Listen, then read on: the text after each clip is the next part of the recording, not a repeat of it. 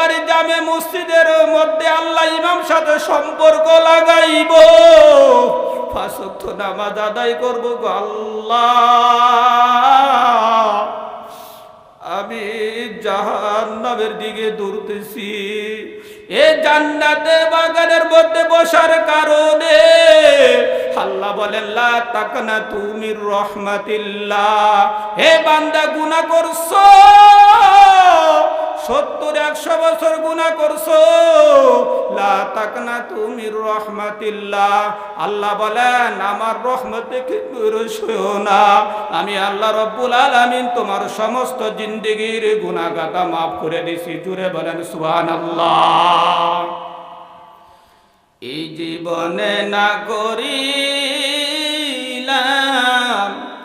বন্দেগী, এই জীবনে না করিলাম বন্দেগী, গুনাহ করে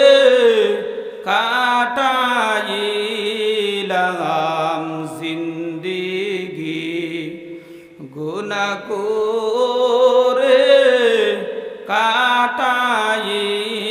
কাটাইলাম জিন্দেগি।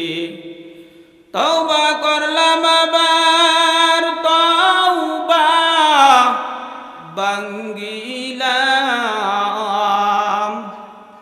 তওবা করলাম আবার তওবা ভাঙ্গিলাম,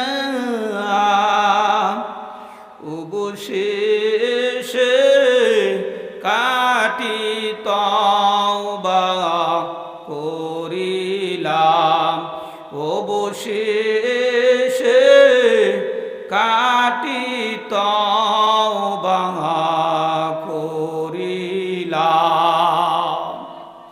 ও যুবক ভাইয়েরা,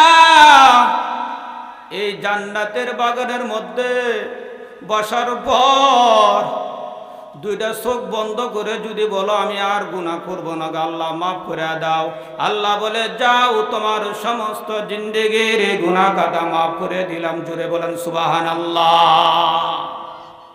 আমার আল্লাহ রাব্বুল আলামিন বলেন ইন্নাহু হুয়াল গফুরুর রহিম।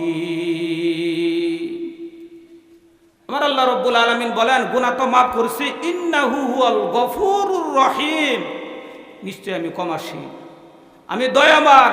বান্দা যাও তোমার সমস্ত জিন্দেগির গুনাহ খাতা আমি মাফ করে দিলাম। জোরে বলেন সুবহানাল্লাহ।